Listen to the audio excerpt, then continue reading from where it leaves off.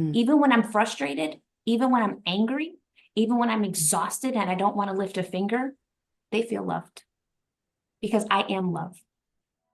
Tired of the tears, the worry, the anxiety when starting over?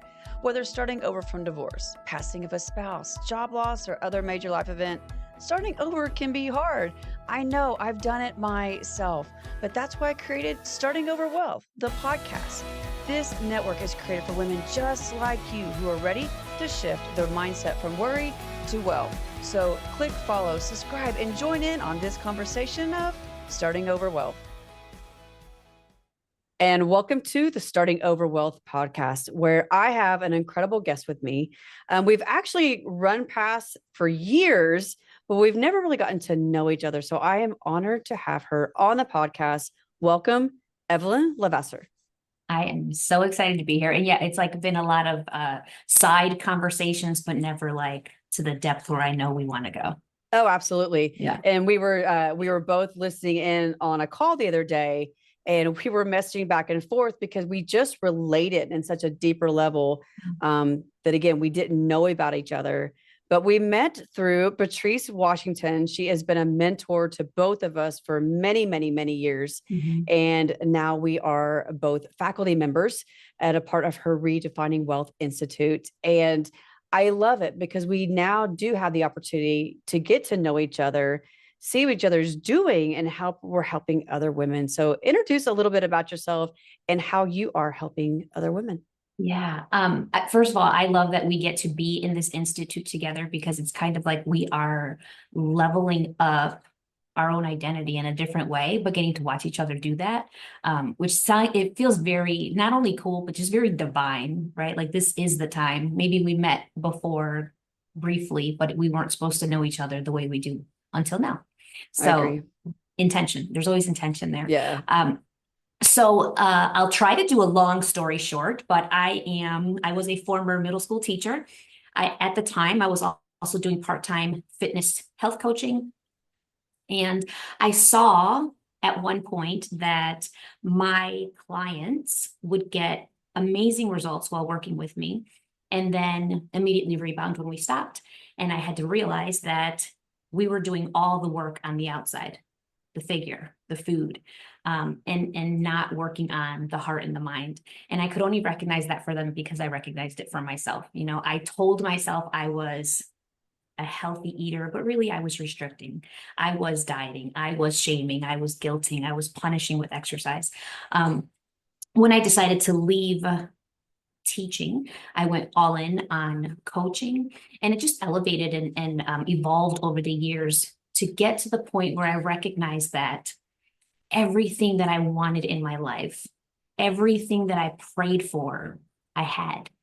The home, the husband who adores me, two healthy girls after having a very difficult time becoming a mom.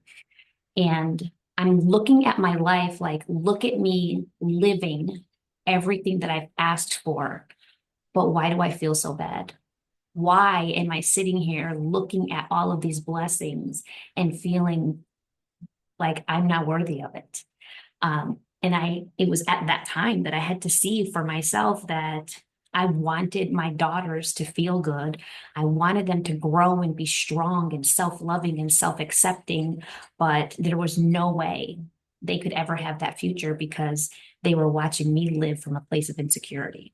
So it was a matter of going all in, going deep on me and where I learned these things that I learned and the stories that I was carrying that were not even mine, the shame and the guilt that I carried like a badge of honor, right?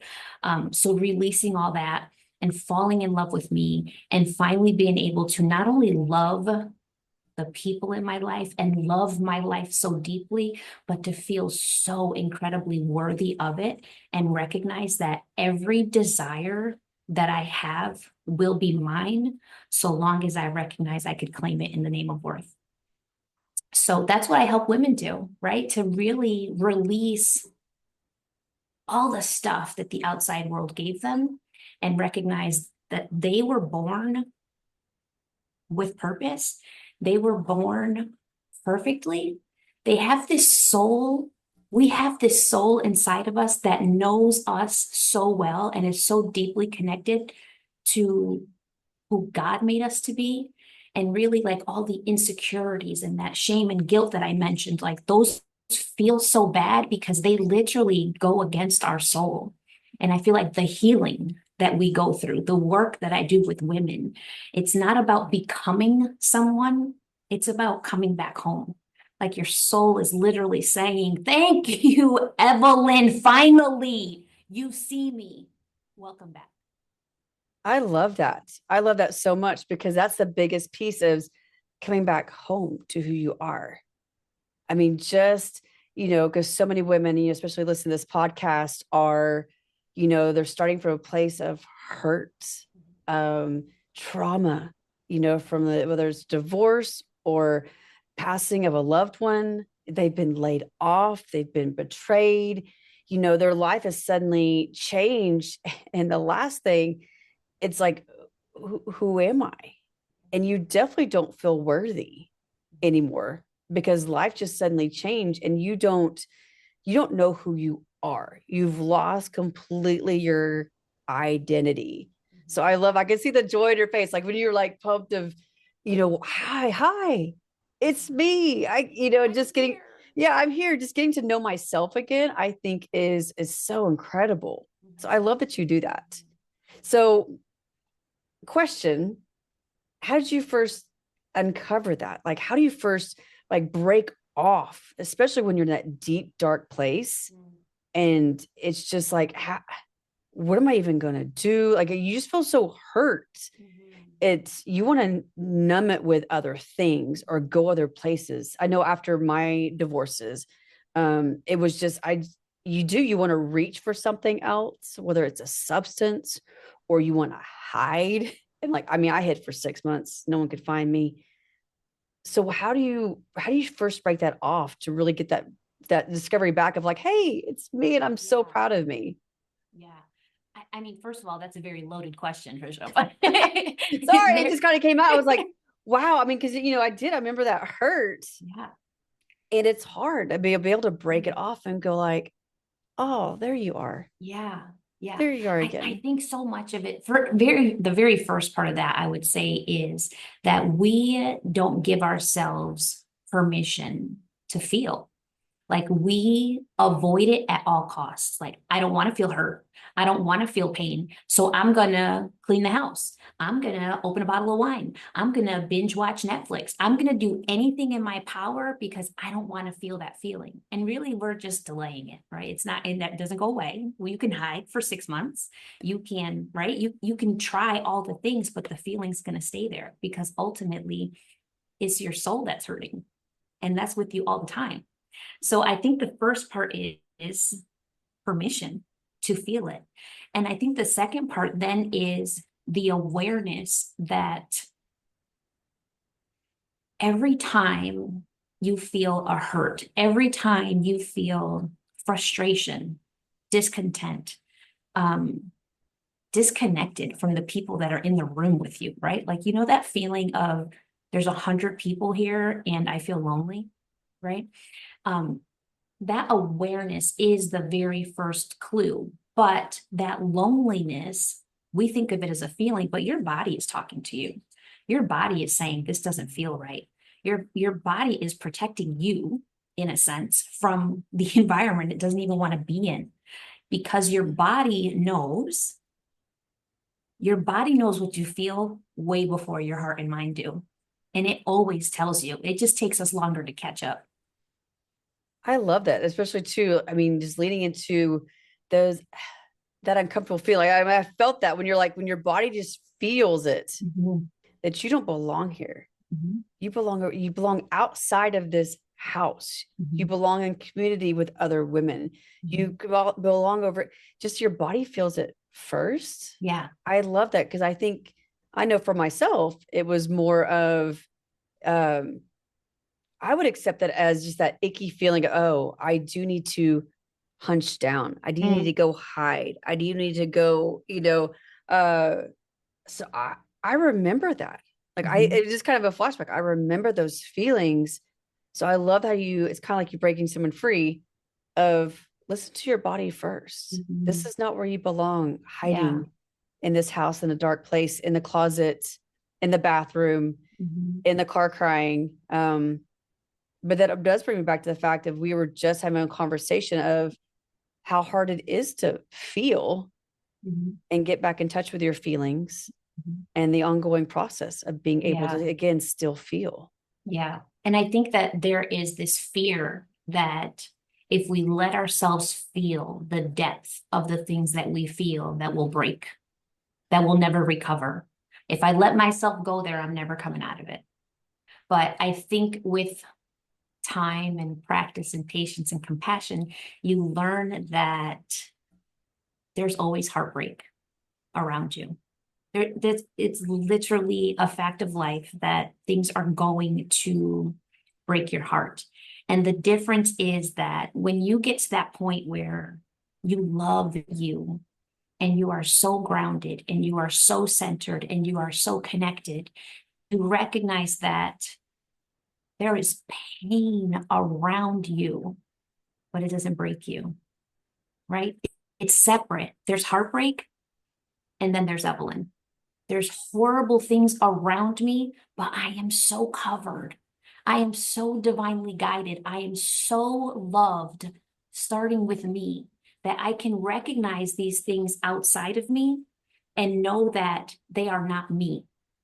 They're painful and I can hold space for them and I can send love and I can pour love into it. I could let myself feel the pain, but also know that regardless of what this situation is, I'm okay. I'm going to be okay. And the truth is, like, I think we need to recognize that feelings, positive or negative, are temporary, Mm-hmm. right? We want to hold on to the good feeling forever, but you can't be like on an excited high all the time, and you're not going to be happy all the time and you're not going to be in pain all the time. It's just to know that in the moments you have permission to feel it all. And at the end of it, you're good. You're okay. I love your analogy of this may be going on over here, but Evelyn's over here. Mm-hmm. Trista's over here. I mean, like it's two separate things. All these painful things may be going on around you, but you're still you. Mm-hmm. Like you're still you. Mm-hmm. And it's so okay to love you Mm-hmm. as part of my, 6 walls of wealth. I mean, part of that framework, the L that's in wealth is love, Mm-hmm. and learning how to love ourselves. Because most women, after you've been divorced or widowed or you've lost your job or something traumatic's happened, the last thing you do is love yourself. Yeah. I mean, you just don't feel that. So I love that is such an incredible tool to be able to see Mm. yourself separately. Yeah. I'm still Yeah. here. I'm still whole. All Yeah. these painful things are happening and it's okay that they're still happening, Mm-hmm. but I'm still Evelyn. Yeah. I'm still Trisha. I'm still Mm-hmm. me. And and it's okay to love me Yeah. for all the broken pieces because again Mm-hmm. you become this beautiful mosaic um after all those pieces you're still you. And Yeah. so I love that. I think that so much of it also is from when we are little girls, and I can only speak obviously for women. I know men, even we could be in the same households and we have different upbringings. The stories are the same, the things that we're taught about our roles are the same, or are not the same, excuse me. But as women, from when we're little girls, we are taught that our value and our identity comes from how much we care for other people. And it's almost like we learn that the ultimate act of love is self-betrayal, right? Like the more you ignore yourself, the better off you're doing. The more you throw on a cape and you ignore your needs, the better mom you are. The more you take care of your husband and your home and your children and you go to bed exhausted and just beat down to the bone, you must be doing something right, because that's what mom life is, sacrifice. That's what it is. And to realize that for myself, God did not put us here to suffer. He did not say you have to earn love. He did not say you have to earn value, right? He makes it very abundantly clear that we are wonderfully made, right? There is no, I have to work hard so my kids know I love them.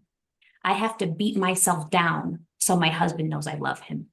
I need to make this perfect home so other people know I love my family. I wake up and I know I love these people and I know I love myself and I care for myself with such intention that they can't feel anything but love from me. Even when I'm frustrated, even when I'm angry, even when I'm exhausted and I don't want to lift a finger, they feel loved because I am love. I love that. I love, because I mean, that hit a deep chord in me when you said the fact that as little girls, I mean, we are taught that. We are. I mean, we have to portray ourselves, in order to. I felt that because I remember being taught that as a little girl, the man always comes first. You have to serve your family. Like, you have to minimize yourself in order to. And I just kind of felt that shrinking little girl, like, just kind of, because that was what we were taught. You can feel your body get heavy. Completely. That's what Yes. we used to watch with my mother. Like, your shoulders are always Yes. rolled. It's like, sit back, sit up straight, because you shrink yourself. And I know through my divorce or with my boys. So since I was raised in a home with all girls and now I have all boys, it was one of those things of, no, I'm raising them to be husbands. I'm raising them to be young men. I'm going to have to shrink myself back to still elevate them. So I even saw that as in a mother role, not just a wife role. Yeah. I've got to elevate them. So that hit a hardcore with me of, no, wait a second. I'm loved no matter what. Yeah. By taking care of myself first. I know that was a key thing in tuning, because when I used to not cry at all, my biggest thing is to look stoic to my boys, to show I'm never going to cry. I'm not emotional. And then someone called me out. She's like, you're teaching your boys that it's not okay to feel. That hit me so hard. And knowing that by loving myself and showing that I'm taking care of myself, even in the season of caregiving for my new husband, being able to show my boys, be able to love myself in this process that we're all together has been so key. So I love that you said, because I felt that self-betrayal, just kind of that shrinking feeling. I just wanted to sit back in my seat when you said that, and knowing that no matter what, it's like you said, you can come in grumpy, you can come in, you're going to come in and they're still going to feel loved. Yeah. Because you've loved yourself and you've embodied that. And I think that is an incredible key. And I think it also gives them the power of having their own identity and not having me dictate who they're supposed to be, right? Like, you get to be who you are and I get to be who I am, and we get to coexist so lovingly, but so humanly. Feelings, emotion, frustration, all of it is such a human experience, and it is not their burden to bear my emotion, but by being able to show them the emotion, not only, like you said, you're teaching them about being allowed to feel and giving them permission. You're also teaching them about the way you stand together. You're teaching them about, when I'm hurt, sometimes your presence is enough to alleviate that, right? You don't have to fix it. You don't have to worry that I'm not okay. Because the fact is, I'm okay and I'm hurt. Both are true. I am okay and I'm hurt. But you being here is beautiful for me too, even when I'm in pain. And it teaches them that, yes, they have permission to feel. Yes, they have permission to be hurt. But yes, you don't have to suffer in isolation, right? Because that's another thing that we're taught. We're taught that strength means you do it all. Strength means, I mean, how many times have you said, I'm fine when you're not? Or how many times have you said, I got it when you sure as hell did not have it, right? How many times did somebody ask you for if they could help you with something and you're like, I'm good? When you're not, you are not by any means good, right? We have a And joke that I had a 9-foot Christmas tree, and I always would drag that Christmas tree by myself up and out of the attic by myself. And I was like, I'm fine. I got it. Because, for 9 years, I was by myself as a single mom.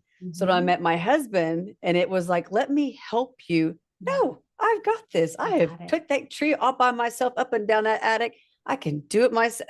Mhm. There was a lot of things to bring. That's why I was just laughing when you said that. Because Mhm. I mean, it's true. You just say, I'm fine. I got it.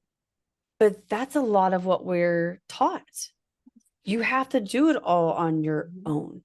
Mhm. That's how you show strength. Yeah. That's how you get through things. Mhm. You're supposed to do it all on your own, Mhm.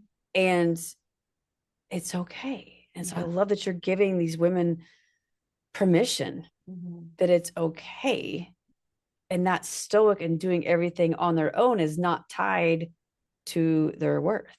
Yeah. I remember this very one time where I was talking to my husband. Um, I rearrange the furniture a lot. That's just a thing that I do. You can come to my house maybe once a month, and every time the living room, dining room, it's going to be moved. It just whatever. It makes me feel joy to constantly be changing things up. But he said one time I was moving the couches and I was getting all frustrated, and he's like, "Let me help you," and I'm like, "I got it. I can do it." And he literally just as calm because the man is just so calm. He's like, I know you can, but you don't have to. And it's like, oh my gosh, I know you can, but you don't have to.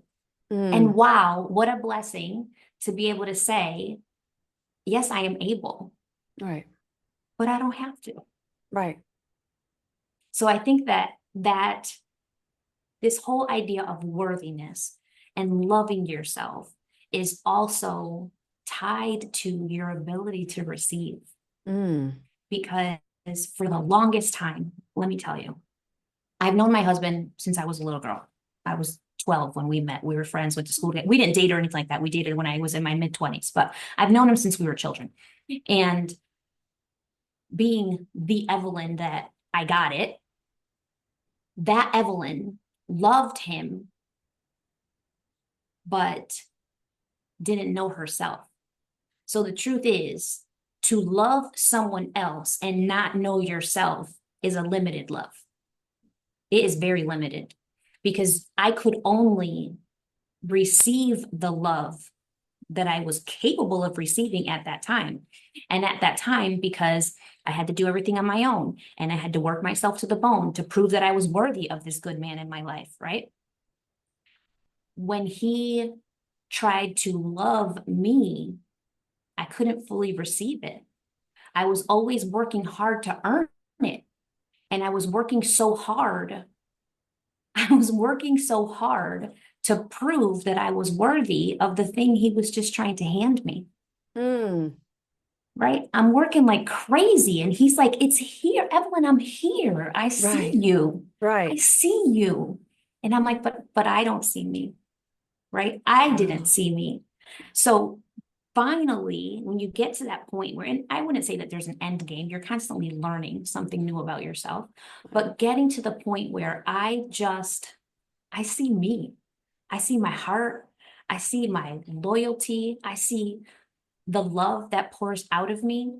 And when I sit with him, I finally recognize that when God placed us together, it wasn't for us to be, a completion to the other one. It was literally for me to stand fully as I am and nurture him fully as he is, right? So being able to see him as a whole human being and be able to see myself as a whole human being, we literally get to travel life without like expectation of who the other should be. You get to just be. You don't have to work to prove anything. You get to just stand as the love that you are provide the love that you give, and create a different level of love together. That's so powerful. That's so powerful because I felt that when you're like, you don't have to earn it. Mm-hmm. We're always so taught that you have to earn love. You have to earn, and especially, as the women listening, they've gone through this part where they're because of a divorce or their husband is passed or they've been laid off. So it's a major life change. They still feel like that earning was not enough. Mm-hmm. And now they feel broken. And they're like, how do I earn it? But just giving them permission Mm-hmm. to be like, you're here. Mm-hmm. And especially when the day comes when you meet somebody, being healed and knowing that you're not going to have to earn their love. It took me, again, there was a reason why it took me 9 years. There was a lot of healing. First, there's a lot of wells to break down. Yeah. But I didn't realize that I didn't love myself yet. How could I love somebody else if I didn't love me? And so I love that Mm-hmm. you bring that up because so many women are like, oh, if I just get remarried, Yeah. if I just find somebody else. Okay, wait. Mm-hmm. Okay, I don't want to be like, I have to have someone by my side. Mm-hmm. That's going to fix it. And the next job's going to fix it. That's not going to fix it.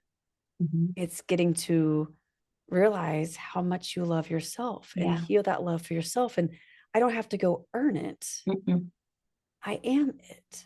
That's it right there. I don't have to earn it. I am it. And when you feel that, like there is this peace that comes to you where you just wake up, right? And you are grateful. Like this is something else that I can say that I used to look at my life like I had this home that I loved and this work that I love and these girls that I love and but it was kind of like an outsider looking in. Like I looked at all the things around me that I was grateful for, but I wasn't grateful for me, right? So now I get to like when I go to sleep at night, I always remind myself like I never just say like thank you for another day and thank you for this marriage.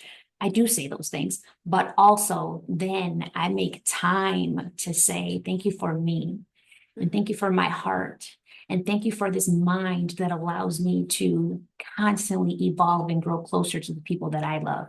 And thank you for this ability to continue to elevate my heart and my relationship. Just thank you for me, right? And it just helps you realize that nothing that you can get in your life is going to fill you up the way that you can fill you up, the way that your words and your feelings and your thoughts and your beliefs literally fill and fuel you as a human being. Everything else is a bonus, right? Everything else, my relationship with my husband is a bonus. My relationship with my daughters is a bonus, but it starts with me. That's so powerful. That was so powerful. Just thank you for me. Mm-hmm. Because so many of us, yeah, you think, you go through your gratitude list and it always includes everybody else, Mm-hmm. but we don't include ourselves. Mm-hmm. So I love that. Mm-hmm. Thank you And I for feel like me. it's a testament, right, Mhm. to that, to be able to look at your relationship with God, because that's not something that I had my whole life. I was raised in religion. I knew nothing about relationship, Yeah. nothing. So Mhm. to be able to be in this place now and recognize that not only was I created for purpose and on purpose, but I was created, I could not ever reach the level of purpose that I was designed for if I didn't love me, right? Right. Like for me to not love myself, I could never be who God saw anyway, right? I Right. would always be constantly striving to be her, but I would never arrive because I'd always be the one holding myself back. But I think there's this part of gratitude for you that also helps you pause and say, God did not hand me this. Mm. I did it with them, right? He is in me. He works through me. We co-created this life. And I am so grateful for my relationship with him because look at me now. Oh, that's so good. That is so good. Just look at me now. Look at me now. Oh, that's so good. Well, thank you, Evelyn, so much. How can women come work for you or work with you? Because just being able to tell themselves, thank you for me, Yes.